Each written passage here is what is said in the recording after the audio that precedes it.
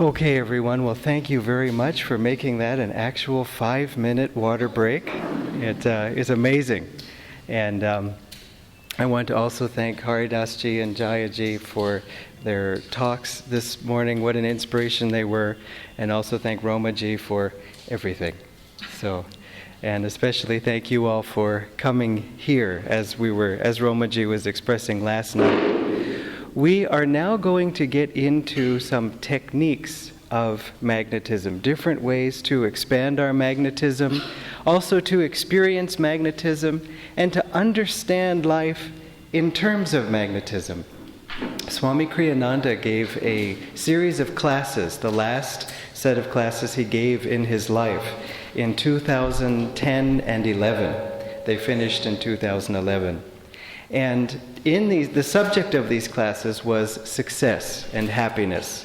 The actual name of the class was Akash, Ancient Keys to Attaining Success and Happiness. And the very last class, which in truth was the last class Swamiji ever taught, not the last lecture, of course, that he gave, but the last class that he gave was on the subject of magnetism. And he concluded, not only at the end of that class, but in the weeks that followed, by saying, magnetism is one of the most important subjects there is, and that everything in a way can be connected to our magnetism, just to emphasize the importance of it. At the same time, magnetism is a little subtle.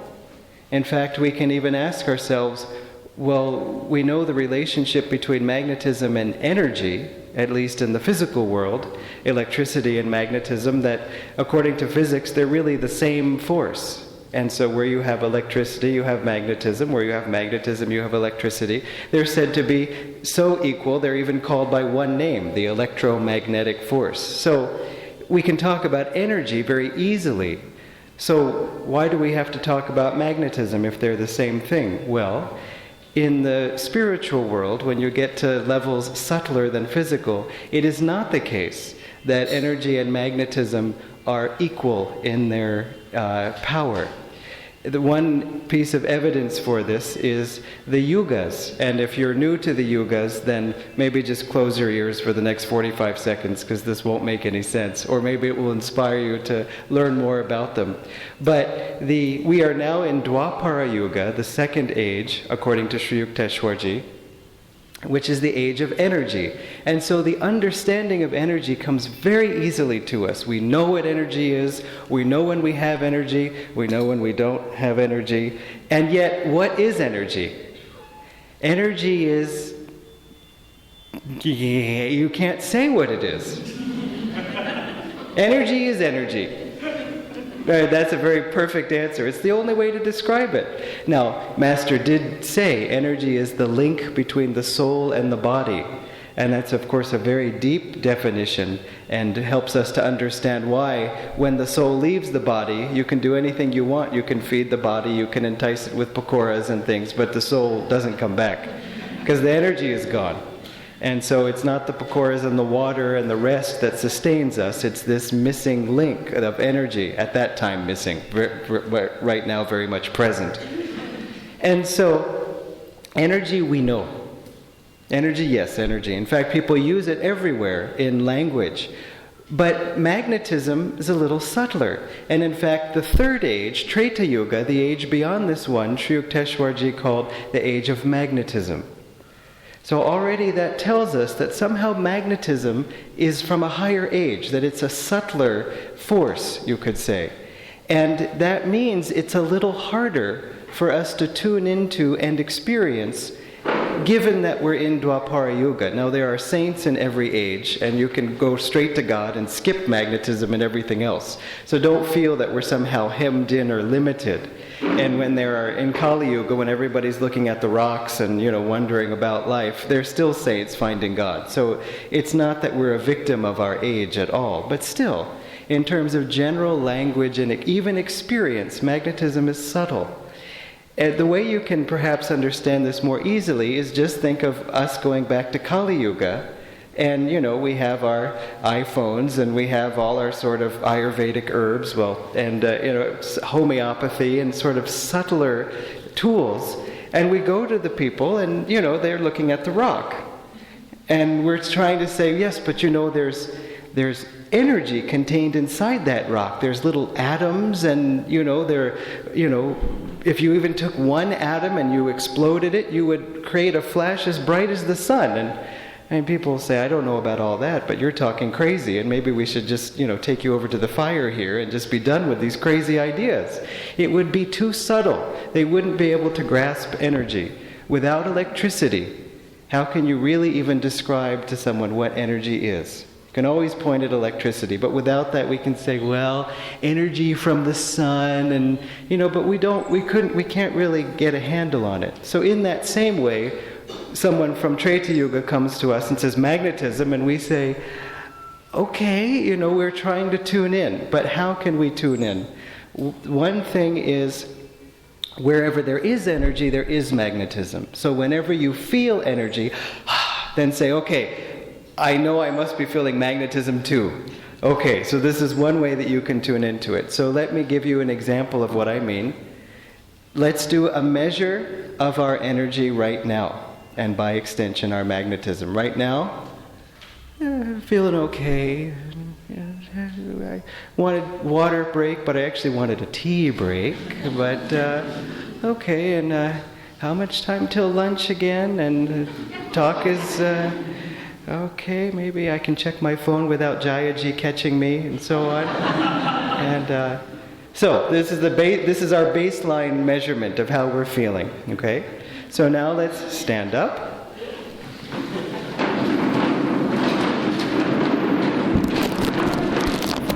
For those of you who know these, we are going to do the superconscious living exercises.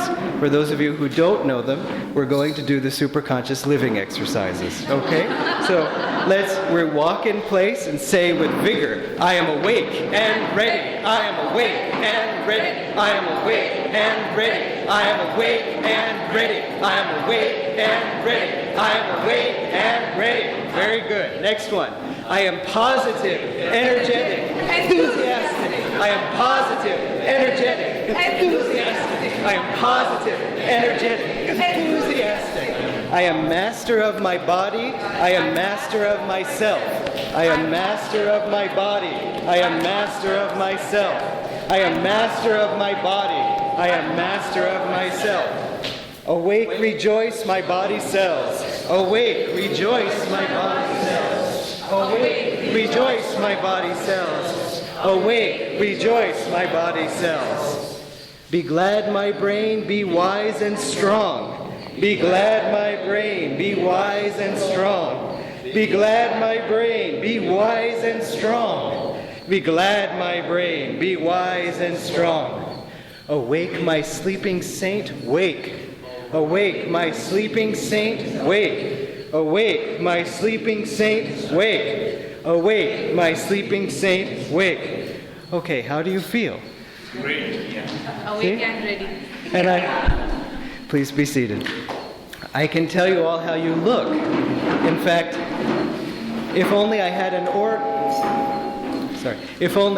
aura camera, I'd be able. Oh, never mind. Jayaji's. Forget it. We'll talk about that after the workshop, once Jayaji goes home.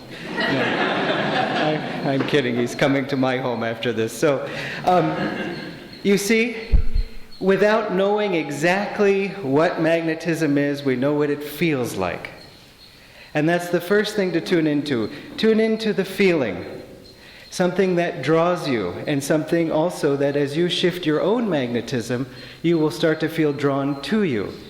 So, just to review the tools for developing our magnetism that Jayaji gave us, we know that the greater the energy, the greater the magnetic field. So if you're trying to increase your magnetism, increase your energy. And for an example, just see 40 seconds ago what we just did. We just raised our energy, just for free, in about 45 seconds that it took us. Suddenly, yeah, okay, fine. I'm not even thinking about lunch. So raise your energy, raise your magnetism. Another tool that he gave us was, according to Master's law, the greater the will, the greater the flow of energy. So, of course, the greater the flow of energy, the greater the magnetic field. So, when we don't feel like raising our energy, we have to use willpower. Just as we were doing a corporate workshop, Haridas Ji and I in Mumbai, and we were trying to teach people energization exercises and meditation, and we really wanted them to learn it in this 4-hour session and not just do it once and kind of go home, yeah, it was fun, and it all kind of goes away. So we made a point of doing it 3 times. So, I mean, not in a row, but spaced out over time so they could really get it. And by the end, we were saying, okay, we're going to do one more energization. And the people, oh, I'm too tired to energize. And we can laugh, but has that thought ever occurred to you before? It's occurred to me. I'm too tired for more energy.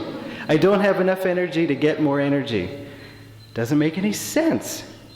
Whenever you feel that, say, forget it. Or as Haridas has given us the technique too, that you can, if you don't want to do the energization exercises, just do the first one. I'm not doing the energization exercises, I don't feel like it, I don't have time, and I don't like them. Fine. And then without you even realizing it, your foot will start to lift. And you say, hey, I thought we weren't doing this. But the foot says, oh no. And then the ankle comes in and everything. So, again, use a little willpower. It's like putting the key in the ignition of the car. It's all you have to do. We were joking about Haridas Ji and Roma had a computer that was so wonderful for how long that it lived. It lived way beyond its usefulness. And when it finally died, and they brought me in to diagnose it. I was playing the role that Jai would play earlier, where you come in and try to fix the computer and so on. The only thing that was wrong with it is that it wouldn't turn on. Now, I know that may sound stupid, but the thing is that it was the switch that was broken. In other words, I could take it apart and then press the switch from inside the computer and then it would turn on fine. But it was just the power switch itself that just, wouldn't connect to the rest of the machine. And so with that little switch broken, the whole thing, I told them you could take it all apart and, have it open and just press, but they didn't like it, didn't look very nice and so on with all its guts hanging out. So they got rid of it. But it was just the power switch. And so keep that in mind for yourself, that very often, it's just the power switch. If you just go, never mind, I'm just going to do it. Everything changes, again, like just happened for us with these superconscious living exercises. So, energy, to develop our magnetism, Jayaji gave us energy and then also willpower. And then he added another thing, according to Yoganandaji's laws, that environment is stronger than willpower. And so as he was emphasizing, we have to put ourselves in an environment to develop the kind of magnetism that we want. So of course, even in business, even in any kind of field where you want to be successful, mix with people who have that success. Master used to say, if you want to be a good artist, mix with good artists. And this, of course. But think about it in the business world. Suppose you want to be a manager, or suppose you want to rise in that way. Mix with the managers, as best you can without getting caught and all that kind of thing. But in other words, don't mix with the people who are going, yeah, I wish I was a manager too. Why did they all get to be managers? I actually came before him. I think I'm smarter than him. It's just because what kind of magnetism are you developing there? Not success magnetism. So that's the kind of thing. We have to watch out for the magnetic influences in our lives. And we have to watch out for what we are choosing. And so if you want to develop a certain strength like a certain person has, go find those people and spend time with them. And even if you don't know what they're talking about, just, smile and nod, and after enough time in meditation, you will know what they're talking about. So don't be shy, just go ahead. So once a disciple said to Master, because Master was encouraging him to do something difficult, and the disciple said, well, sir, you can do it, you're a master. And Yoganandaji said, what do you think made me a master? It was by doing. And so it's the same with us, just by doing. Just go and do it. So, watch the company you keep. Choose the company you keep, which you obviously have done in coming to this workshop this weekend. And we've seen it, that 90% of the experience is just in the exchanges that we have in between everything. And of course, the beautiful grounds, the magnetic uplifting property of that. People come in off the road and finally found the place, and oh my gosh, I was on my way to Hyderabad. And then, you just automatically feel that upliftment, and part of that is the magnetism. Again, it gives energy. Be aware of the energetic influences coming to you. And then finally, another very important tool, which we'll talk about a little bit at the end too, that Jayaji mentioned, the face. Thinking of the face in terms of your magnetic broadcaster. Use the smile and use your eyes. If you just go up to someone and say, "Very nice to meet you." You say, "Well, Jayaji, I was following your advice." But the eyes are lying, or the eyes are telling the real truth of how I'm feeling. Master used to say the same thing. "Ha ha ha ha, don't laugh like that. Ha ha ha, I could chop off your head. Ha ha ha." That's what he said. Be sincere. And if you can't be sincere, he said, then don't smile. But in terms of use the eyes, and then you find you don't even have to smile all the time. The eyes will say it.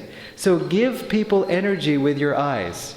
Now this brings us to another set of tools, excepting for a moment though, the Maha tool, which is the Guru. And that's what Haridas Ji was just sharing with us, that the ultimate magnet is the Guru. And so if you want to develop magnetism, just stand next to the big magnet. And you'll find yourself automatically developing magnetism. Stand next to him in meditation. Stand next to him in chanting. Stand next to him in the queue at the Nilgiris or wherever it is that you're shopping. There's a store, not the mountains and everything. But just, stand with him and feel him and say, "I'm with you." And then all this magnetism comes because he's giving you the magnetism and he wants to give it to you. When Master couldn't walk for a certain time, his knees were physically incapacitated. He was taking on karma of disciples, and he described it in detail. The monks were carrying him up the stairs of Mount Washington, and he said, "You're stealing lots of magnetism," because they were physically having to touch him, and he said, "That's good." And so again, he wants to give you that magnetism. In fact, that's really the power the Guru has, is that he has that magnetism and he can give it to you if you want it. If he doesn't have it, then he's not a guru. He can't give it. And if you don't want it, if the light bulb, as Jayaji was saying, doesn't want to change, doesn't want the magnetism, as Master said, if you hold the cup of your heart upside down, what can I do? I can't fill it. It has to be ready to receive. So, speaking now in terms of receiving, though, from other sources, we want to also be aware of magnetic influences that come to us. How can we strengthen our magnetism also for protection? Now, when I say protection, I don't mean that we should suddenly be aware of all the sort of impure influences that are coming at us, or all the threatening people that are coming, and how can I protect my magnetism?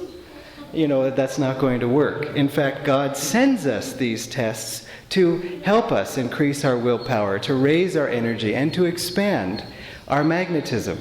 And so think of them rather as temptations to grow, or impetuses to grow, or invitations from God to grow. So don't think of it in a defensive kind of way. So the first thing to keep in mind, and this is really central, well, the most central tool, of course, Jayaji already gave us, just meditate. Meditate, meditate, meditate. You will be raising your energy. You will be focusing and aligning your energy, and your magnetic aura will automatically be stronger. And you'll feel calmer, as I'm sure you all have had that experience already, or you wouldn't be here. But also, if you're going into a difficult situation, okay, in 5 minutes I have to go into this difficult situation. Okay, here goes. Don't do that. Sit and meditate and get yourself centered. Say, I can master my own energy. I can ask God for help. I can have Guruji with me. And then consciously radiate calm and peaceful vibrations into the situation. Suppose it's a meeting, suppose it's a sales call, suppose it's a family gathering over a tense subject. Try to put your magnetism of peace and calmness into that situation. Haridasji likes to call it pre-prayer. You pray in advance for the situation that's about to happen. You're sort of investing in it ahead of time. So that's one. Another tool that's very important when you are concerned about the magnetic influences around you and wanting to be a cause and not just an effect in the situation is to concentrate on what you are giving, not on what you are receiving. In other words, I'm walking into the angry meeting and I bet that guy doesn't like me and I bet that person does, and I know they hate me, and so I'm worrying you just get in this defensive mode. What's going to come at me first? Or in a family gathering, there's sort of the negative corner of the relatives that are always speaking negative, and it's almost sort of like a race to see who can say the most negative thing first, and so on. Maybe it was just in my family. I know it wasn't, because Haridasji said he has an Aunt Celia who was so negative she was positive. And so you may have a relative like that who's just so negative they end up being positive. Like, I started to imagine, because I never met Aunt Celia, but that, what would that be like if she were here with us? We would say, Aunt Celia, would you like Italy? No, I want vada. Oh, we have vada. I don't want vada. I want dosa. Oh, we have dosa. Never mind. I don't want anything. You would just laugh. Again, how could she top herself with being more negative? So think of that. If you're having a relative who always has to say that thing that gets us, just say, what can I give? And so you can serve the coffee and don't serve it like this. Just say, here, would you like something? Can I do something for you? And just think about what you are giving, not on what is coming back to you. That will protect you, because you'll be in positive radiating mode. And so again, if you're in a business situation where you're feeling a little shy, protect yourself by going up to the person and saying, hi, how are you? I could pass out right now from fear, but you can't tell. Hi, how are you? Great. Is the meeting almost over? Just have that radiating, and people will respond to that.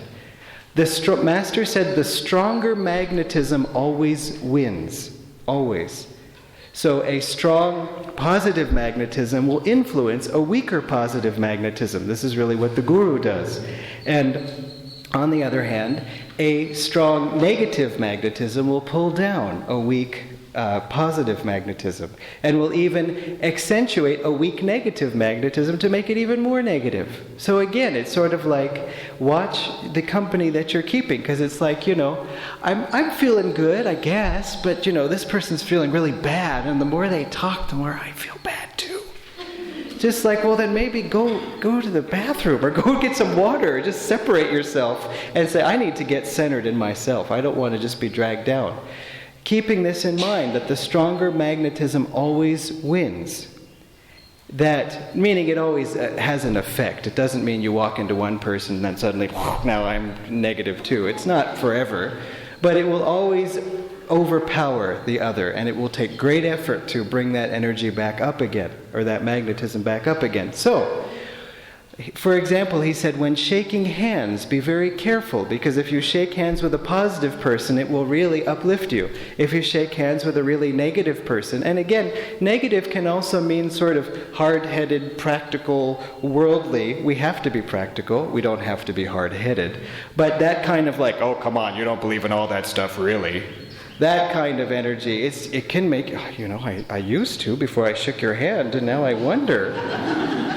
So maybe avoid shaking hands if you can, or if you can't, because it's sort of like, hello, nope, not you, hello.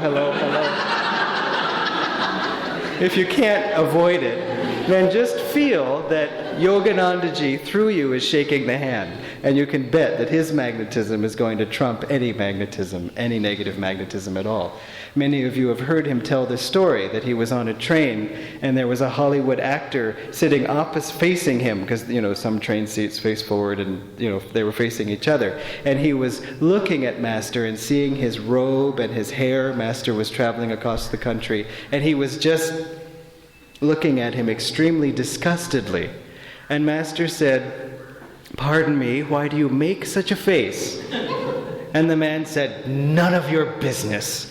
Now, I don't know about you, but especially in the early days on the path, I might have said, "You know what, you're right, sorry." Just that much negativity. Okay, go. Sorry. But Master said, "Of course it's my business, because every time I look ahead, I have to see your face." And the man just started laughing and said, "What an impetuous person you are." And they had this wonderful conversation, which I won't tell the rest of the story, but for those of you who know it, it's marvelous. Master won him by his positivity, by his charm. He also talks in Autobiography of a Yogi of having, when he took his sister and her husband to Dakshineshwar temple, and the chapter is called The Heart of a Stone Image, trying to reform this brother-in-law of his who was very negative and worldly and opposed to all these things. And it was really hurting his wife's heart. And so he said something like, "Swamis are either disgustingly thin, that they look like skeletons, or disgustingly fat." And Master said, "Ha ha ha ha ha ha." And the man was irritated because, of course, he wanted to zap Yogananda. Instead, Master just laughed good-naturedly. And so there was nothing left the guy could do. So again, have that kind of spirit as sincerely as you can. After all, we're all really kids in this school, and so none of us really has a right to say anything until we're Jivan Muktas and Nirvikalpa Samadhi, and you talk to Haridasji about that. That's what he was referring to in his talk, for more on that. But just to say, be careful about shaking hands. That's why Namaskar and Pranam is very powerful, because you're acknowledging each other. My soul bows to your soul without having to have that magnetic exchange. At the same time, watch for the magnetism that comes from the eyes. Incredible magnetism comes through the eyes. Now, of course, a saint's eyes you want to grab the magnetism from and receive into your heart. But a very critical person, if you're not feeling strong, you can feel affected by that. So you don't have to always look them right in the eye. And some people like to play with magnetism, especially, the more they have of it. Powerful people who have a powerful worldly magnetism get a thrill from that. And so they may be seeking your eyes, trying to then take or influence. And so just be aware of, you don't have to look someone in the eye. You can look very near to the eye. You can say, "What a lovely ear you have." You can look just at the spiritual eye. Normally when you're far enough away, the person can't really tell if you're looking them in the eye, and they're so interested in what they're talking about anyway, they won't really notice as long as you're standing and appearing to listen. And so just look near to the eye, but don't necessarily take it in. Or someone comes up to you on the street, sometimes a person who's a little bit crazy, they can be a little bit threatening, and it's just, don't look in the eye, don't take that energy in. Pray for them. Feel positively towards them. Don't retreat. Again, concentrate on what you can give, but don't try to necessarily take the energy in through the eyes. On the other hand, if you want to give love to someone, say it with the eyes. If you want to express the kindness that you feel, communicate it with the eyes. And just take a moment to really say that. Don't have dead eyes. Some people you talk and you can tell whatever they're saying, they're just nothing is coming through the eyes at all. So don't be like that also. Sometimes people do it out of shyness. And so again, be willing to give that way. Another thing you can do for magnetic strengthening, if you could stand up for a moment. This is an exercise that Swamiji gives. Jayaji has already introduced us to the concept of the aura. Again, if you want to think of the aura as your spine is a wire, a cylinder of energy, and around it the magnetic field is generated, the body's magnetic field. One thing you can do, Swamiji says, is bring your hands up as you chant Om, like this. Om. And then in silence bring the hands back down, and then Om. Sweeping Om through your aura like this.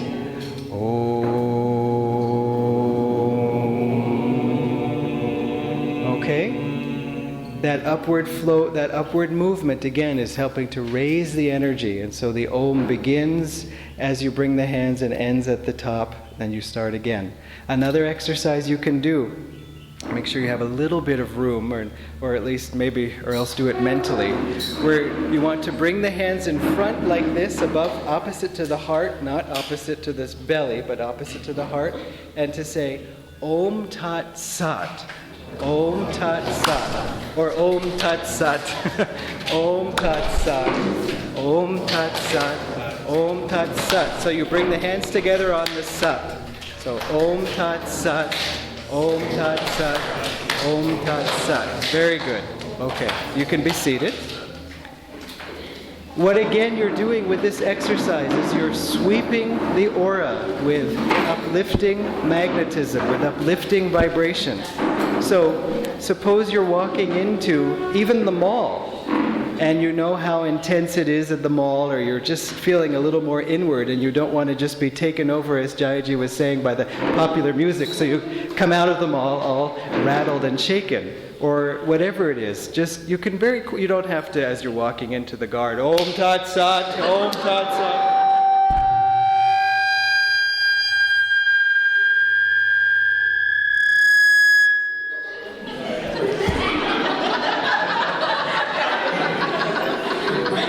I guess I've made my point. Yeah. Okay. So, you don't have to do it so outwardly. You can just very subtly.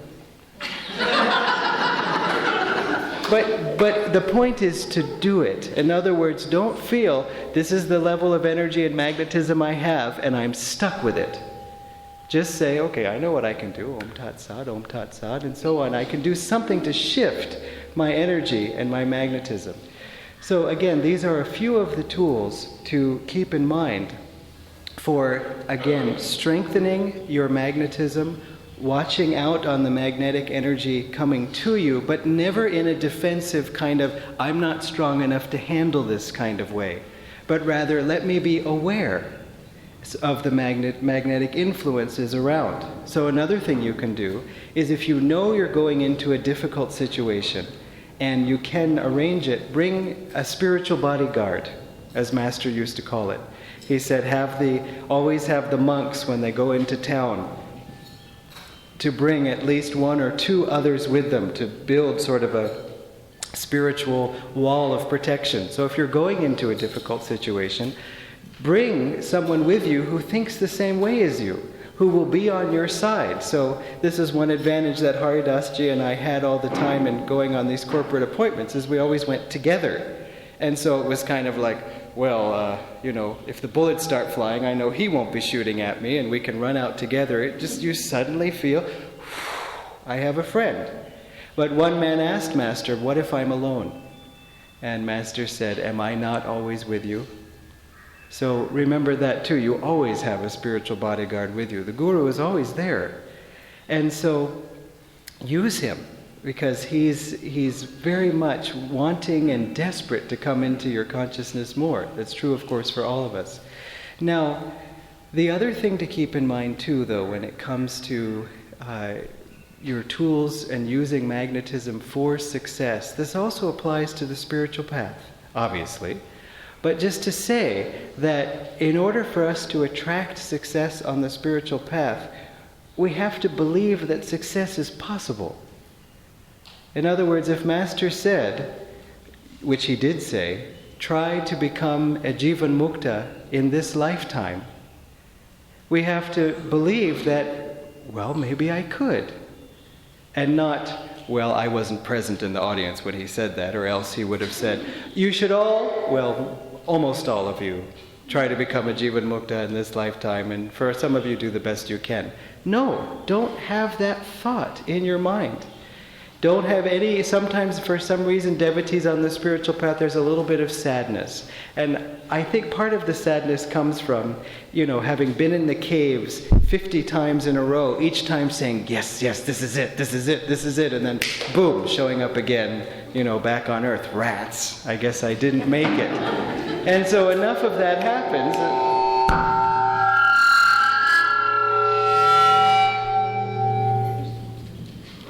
Solved it that way.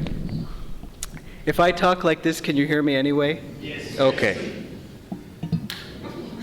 So, enough times on the path, of not making it then starts to make us feel perhaps a little bit shy. Remember, if you are interested in yoga, if you are interested in these principles, and if you have maintained that interest, then you have been at it a long time.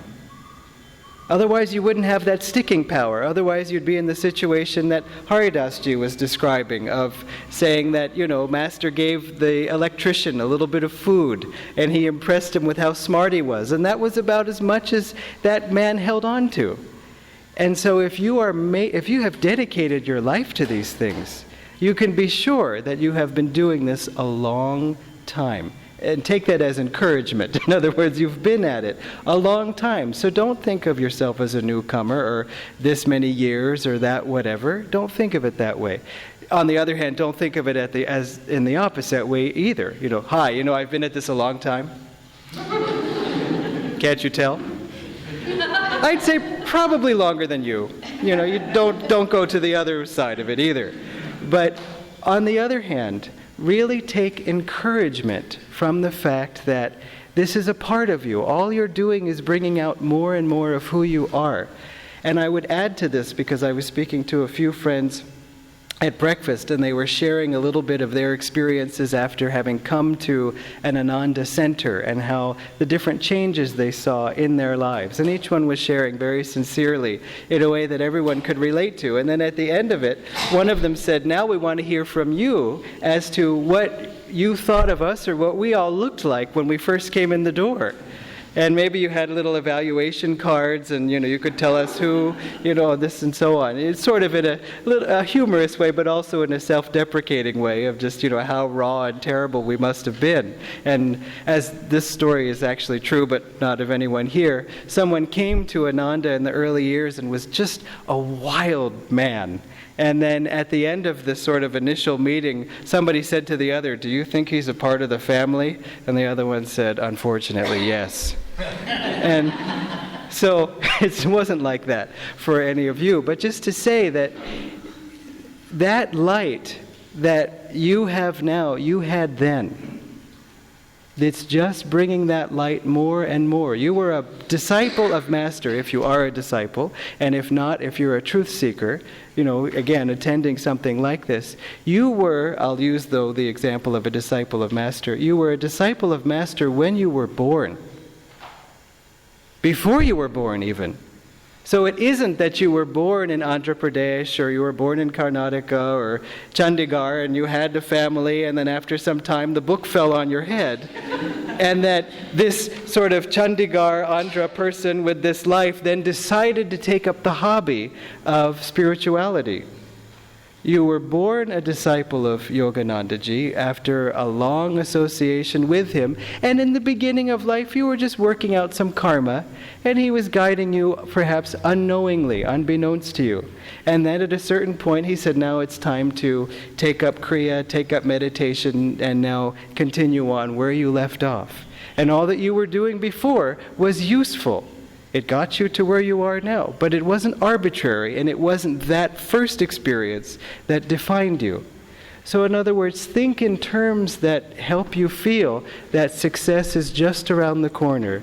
And what is success on the spiritual path? As we were speaking to a group in level 4 recently, because they were preparing for Kriya initiation. And so there was a lot about, okay, I meditate and I follow this discipline and I'm doing energization exercises, and then, okay, there's this technique, and now I'm thinking about the Kriya, okay, Kundalini, Irda Pingala, Sushumna, okay, yeah, I got it. It's all sort of focused in a very technical way. And at one point, I did mention at the end of class, remember, the purpose of level 4, preparation for Kriya initiation, is not to help you take Kriya.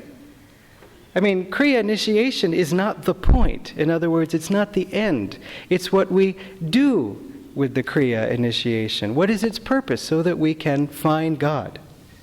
That's the point. That's the whole point of everything that we do as devotees. That's it.